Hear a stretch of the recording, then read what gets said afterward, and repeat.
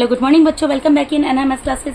बेटा मैं आज आपको इस वीडियो में DAV class 8 maths chapter number 5 profit loss and discount इसके ब्रेन टीजर का क्वेश्चन नंबर 5 एंड 6 कराने जा रही हूँ। और ये दो क्वेश्चन करते ही हमारा ब्रेन टीजर पूरा कंप्लीट हो जाएगा।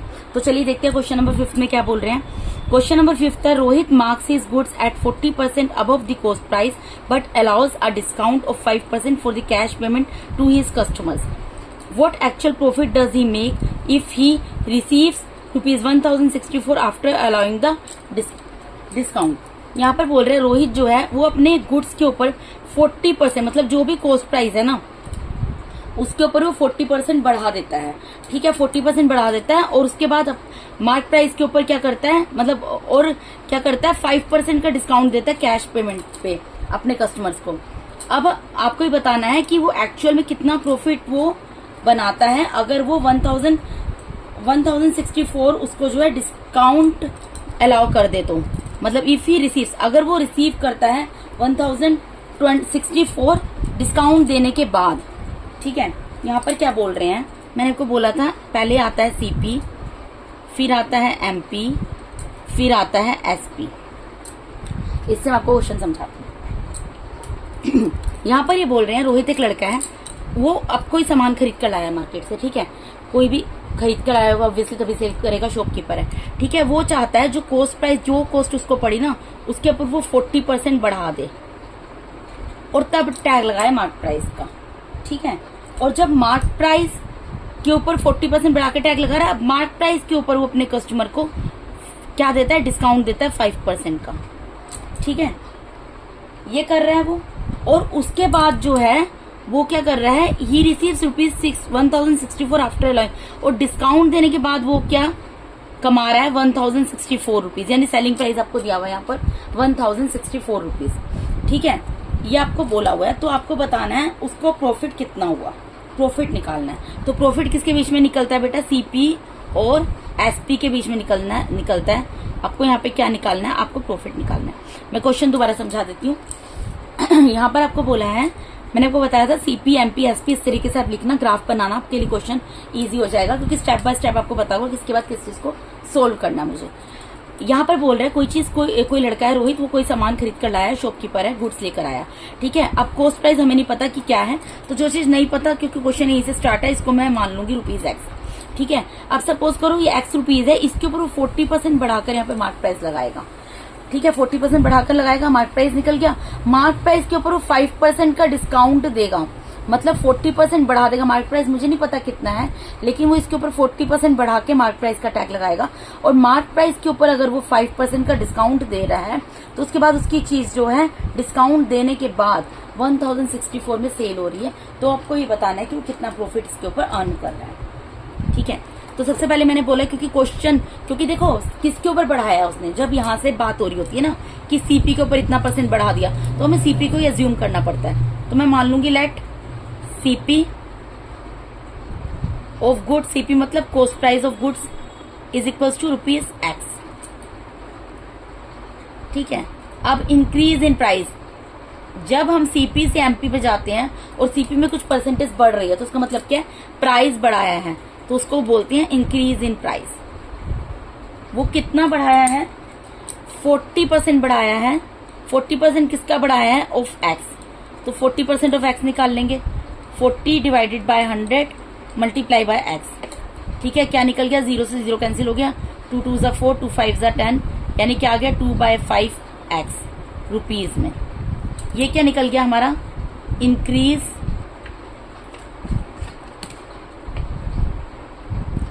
इन प्राइस, उसने प्राइस इतना बढ़ा दिया।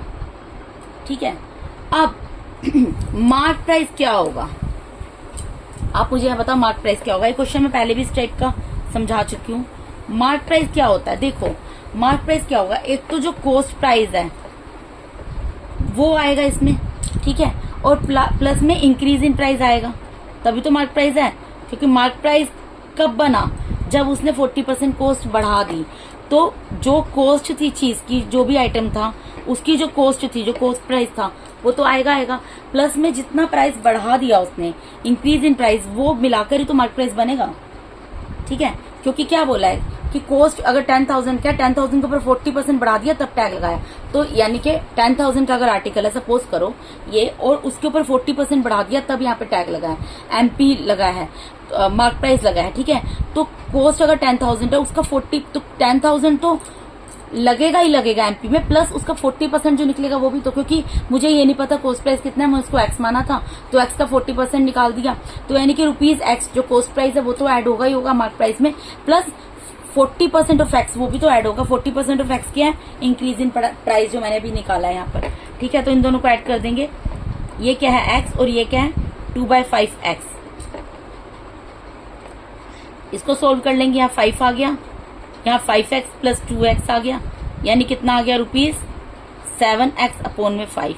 ये क्या निकल गया हमारा मार्क प्राइस निकल गया, ठीक है बेटा। तो मैं यहाँ पर लिख दूंगी मार्क प्राइस क्या है रुपीज 7x अपॉन में 5, ठीक है।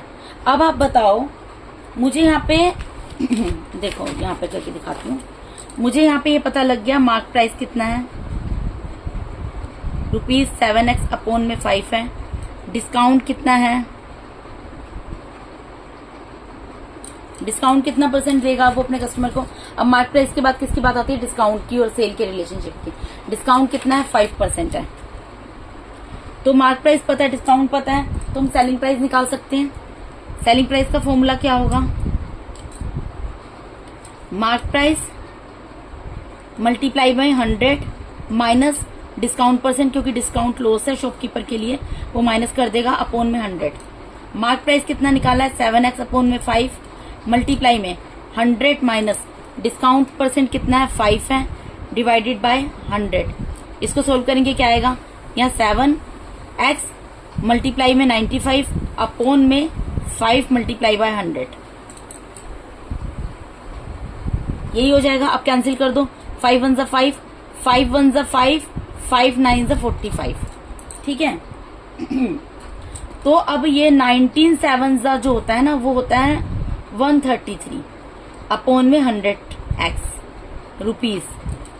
ये हमने क्या निकाल लिया, हमने सेलिंग प्राइस निकाल लिया, ये निकल गया हमारा सेलिंग प्राइस, ठीक है जी। सेलिंग प्राइस क्या निकल गया रुपीज 133 डिवाइडेड में 100x,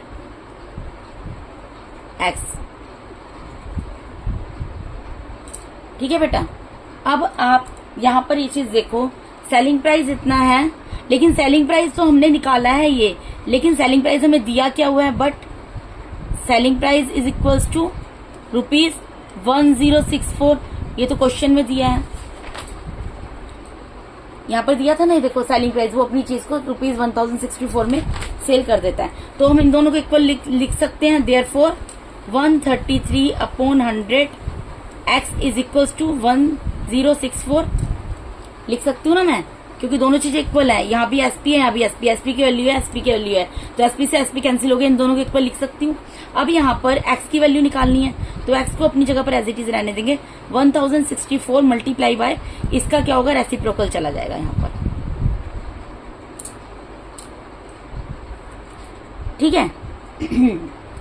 अब अभी मैंने भी आपको बताया है कि 19 7 जो होता है वो होता है 133, ठीक है। इसका मतलब ये भी 19 से कैंसिल हो जाएगा, ठीक है। इसको कैंसिल करके देखते हैं, 1064 19 ये 5 पर जाएगा,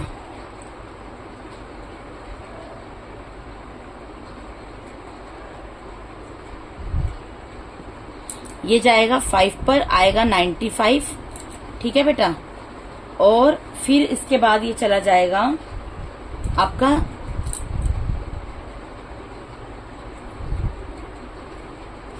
6 पर, ठीक है, क्योंकि 19 5 95 होता है और 19 6 होता है 114, तो ये कट कैंसिल हो गया, 56 आ गया, यानी x कितना आ गया 56 मल्टीप्लाई बाय 100 अपॉन में 7। अब ये भी कैंसिल हो जाएगा, 7 1 7 7 8 56, यानी कि x कितना आ गया 8 मल्टीप्लाई बाय 100, यानी कि रुपीज 800। अब x क्या है, x क्या था, x हमने क्या माना था यहाँ पर, x तो कॉस्ट प्राइस था ना, ये क्या निकल गया रुपीज 800, यानी कि कॉस्ट प्राइस निकल गया हमारा गुड्स का 800। अब आप यहाँ पर एक चीज देखो, कॉस्ट प्राइस आपको पता लग गया ₹800, ठीक है। सेलिंग प्राइस आपको ऑलरेडी क्वेश्चन में दिया हुआ है ₹1064, ठीक है। अब आपको कॉस्ट प्राइस पता है, सेलिंग प्राइस पता है। अब कॉस्ट प्राइस सेलिंग प्राइस से कम है तो इसका मतलब क्या हुआ है, प्रॉफिट हुआ है। तो प्रॉफिट कैसे निकलता है, एसपी माइनस सीपी।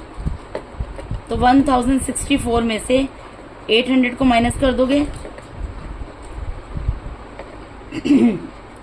तो ये आ जाएगा ₹264, और यही हमें निकालना था। उसको कितने का प्रॉफिट हुआ है, 264 का, ठीक है बेटा। इन क्वेश्चंस को बार बार कह रही हूँ, एक बार खाली इस तरीके से देखने से नहीं होगा, आपको इन क्वेश्चंस को अच्छे तरीके से करके देखना पड़ेगा, तभी आपको आएंगे। ये ग्राफ जरूर बनाना, मैं आपको ये सजेस्ट करूंगी। स्टेप बाय स्टेप आप चलते जाओगे, आप क्वेश्चन इजीली सॉल्व कर लोगे। क्वेश्चन नंबर 6 पे मूव करते हैं। क्वेश्चन नंबर 6 क्या बोल रहे हैं, mister Kumar went to shopping with his mister Kumar went to shopping with his family to a mall. Mister Kumar जो है शॉपिंग करने के लिए गए थे अपने परिवार के साथ एक मॉल में। Mrs Kumar boat a sari for ₹12,500, cloth for the kids for ₹9,280 and shirts for mister Kumar for ₹10,445। तो मिसिस कुमार ने क्या किया कि एक साड़ी खरीदी अपने लिए 12,500 की, बच्चों के लिए कपड़े खरीदे 9,280 रुपीज के, और अपने मिस्टर कुमार के लिए, अपने हस्बैंड के लिए शर्ट्स खरीदी 10,445 रुपीज की। If the GST charge on the purchase is 12%। अब पूरे परचेज के ऊपर, ऐसा तो नहीं इंडिविजुअल आइटम पे लगेगा। अगर एक इंसान कितने भी नंबर ऑफ आर्टिकल्स खरीदता है तो टोटल नंबर ऑफ आर्टिकल पे जीएसटी लगता है, ठीक है, क्योंकि बिल एक ही बनता है। ऐसा तो नहीं साड़ी का अलग बिल बनाएगा और बच्चों के कपड़ों का अलग, जो भी है एक ही बिल मिलेगा, ठीक है। तो पर्सन वाइज मिलता है। तो जो है जीएसटी जो है कितना चार्ज किया गया उसके ऊपर 12%। Then what is the total amount that mister Kumar has paid. तो मिस्टर कुमार को कितना पैसा देना पड़ा, देखो जितना क्लोथ का कॉस्ट होगी, यानी कॉस्ट प्राइस वो तो पे करना पड़ेगा, प्लस में जो जीएसटी का अमाउंट बनेगा वो भी पे करना पड़ेगा।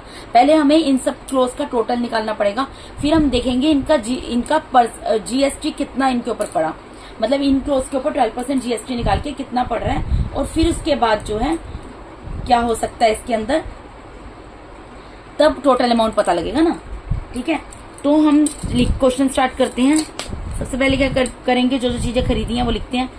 कॉस्ट प्राइस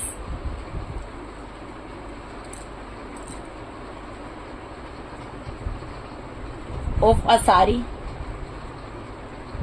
साड़ी का कॉस्ट कितना है बेटा 12,500 रुपीज।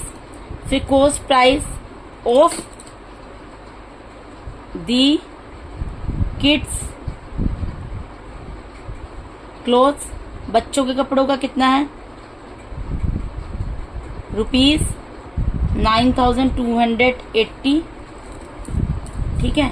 फिर उसके बाद cost price of shirts,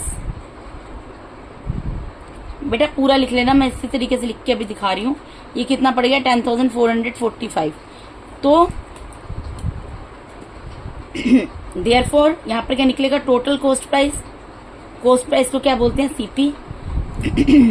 add कर लेते हैं इनको, 0,0,0,0,0,5 हो गया, 8 और 4 12, कैरी गया 1, फिर 6 7 8 9 10 11 12, फिर कैरी गया 1 10 12, कैरी गया 1, और ये टोटल कॉस्ट कितनी पड़ गई 32,225। अब इसके ऊपर जीएसटी चार्ज किया गया है। जीएसटी कितना चार्ज किया गया 12%, ठीक है। तो अब ये जीएसटी तो परसेंटेज में है, हमें क्या करना पड़ेगा, जीएसटी निकालना पड़ेगा रुपीज में। तो 12% किसका निकालना पड़ेगा बेटा, जो टोटल उन्होंने शॉपिंग की है, कितनी की है ₹32,225, ठीक है। तो 12 अपॉन में 100 मल्टीप्लाई बाय 32,225। अब इनको जितना कैंसिल कर सकते कर देंगे। ये 5 6 जा 30, 5 4 जा 20, 5 4 जा 20, 5 5 जा 25, 5 2 जा 10 और 1 0। फिर 5 4 जा 20, 5 1 जा 5, 5 2 जा 10, 5 8 जा 40, 5 9 जा 45, 4 1 जा 4, 4 3 जा 12, यानी कि कितना हो गया 3 मल्टीप्लाई में 1289। इसको मल्टीप्लाई कर लेंगे, 3 9 जा 27 कैरी गया, 2 3 8 जा 24, 24 प्लस 2 26 कैरी गया, 2 3 2 जा 6 प्लस 2 8 और 3 1 जा 3, यानी जीएसटी जो है वो रुपीज में कितनी पड़ गई 3867 रुपीज। ठीक है ये जीएसटी का अमाउंट पड़ गया बेटा।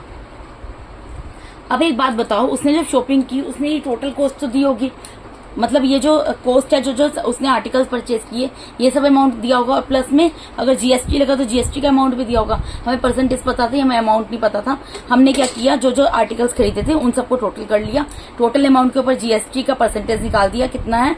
तो उसने क्या पे किया होगा, उसने ये टोटल 32,225 टोटल सीपी पे किया होगा, प्लस जीएसटी इन रुपीज पे किया होगा। तो यहाँ पर कर देते हैं, therefore the total amount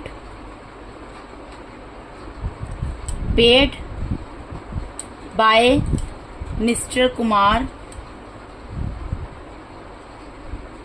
is equals to, क्या क्या दिया होगा बेटा एक तो 32,000 कितना निकला था हमारा 32,225 ये पे किया, और क्या पे किया जीएसटी का अमाउंट कितना निकला 3,867।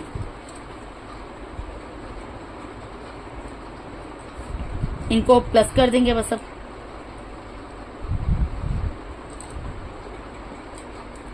यानी टोटल उनको कितना पैसा देना पड़ा 36,092 रुपीज। उनके जो आर्टिकल्स उन्होंने खरीदे थे वो तो थे 32,225 के, लेकिन क्योंकि इसके ऊपर जीएसटी चार्ज हो गया 12%, ठीक है, तो जीएसटी का पैसा तो भी उन्हीं की जेब से गया ना, तो टोटल उनको कितने के पड़े कपड़े 36,092 रुपीज के। तो बेटा इसके साथ ही मैंने आपको यहाँ पर DAV class 8 maths chapter number 5 profit loss and discount इसके ब्रेन टीजर पूरा क्वेश्चन नंबर 56 कंप्लीट कराने के साथ ही ब्रेन टीजर पूरा फिनिश करा दिया है। अगर आप मेरे चैनल पे नए हैं तो काइंडली मेरे चैनल को सब्सक्राइब कीजिए। अगर आप लोगों को मेरा टीचिंग मेथड अच्छा लगता है तो मेरे वीडियोस को ज्यादा से ज्यादा लाइक कीजिए और अपने फ्रेंड्स के साथ शेयर कीजिए। ठीक है बेटा, thank you so much once again for watching my YouTube videos बेटा, thank you so much, God bless all.